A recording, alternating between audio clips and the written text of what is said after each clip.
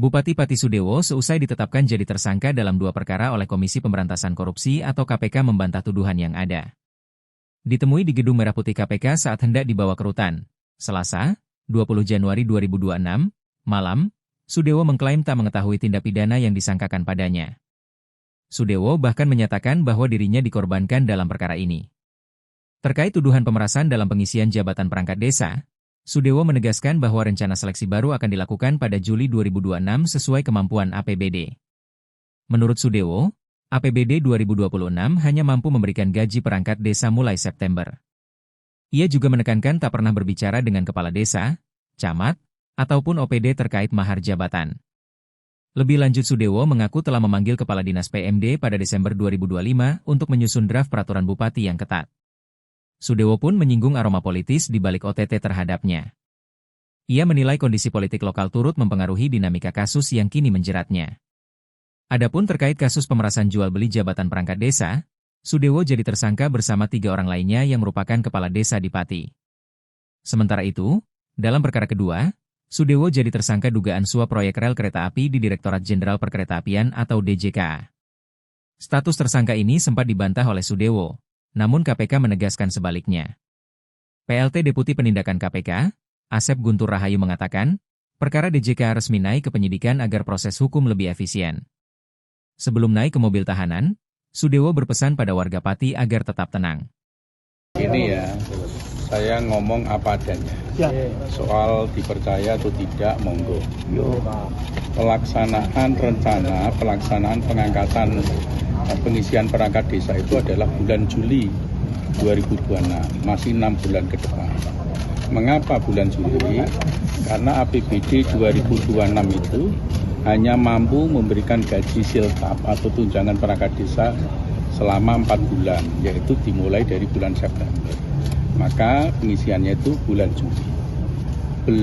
Saya belum pernah membahas secara formal maupun secara informal kepada siapapun, kepada kepala desa. Seluruh kepala desa Kabupaten Pati, saya belum pernah membahasnya. Kepada camat, kepada OPD, belum pernah membahasnya sama sekali. Soal ada rumor bahwa ada kepala desa yang bertransaksional soal perangkat desa, itu saya juga pernah mengklarifikasi yang bersangkutan. Ada 1 orang katanya demikian pengumpulan uang. Saya klarifikasi dia tidak melakukan, dan sebagai penegasan bahwa saat seleksi nantinya itu betul-betul fair dan objektif, tidak ada celah untuk bermain.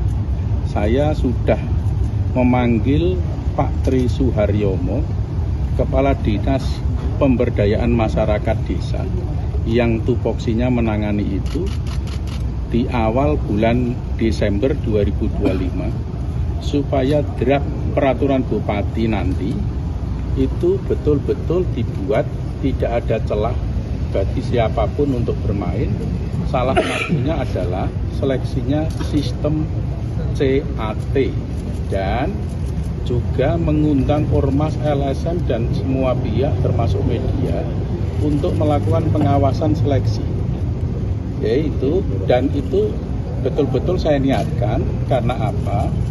Selama saya menjadi bupati itu, pada pengangkatan pejabat di lingkungan pemerintah Kabupaten Pati, baik eselon 3 maupun eselon 2 yang ratusan orang, termasuk pejabat di rumah sakit umum daerah dan BUMD, tidak ada satupun yang transaksional. Saya tidak menerima imbalan apapun. Konkretnya Pak Dewo, ada angka 125 ke 225 itu angka dari Anda, perintah dari? Enggak, bukan. Jadi gimana Pak? Jadi Bapak dikorbankan atau di...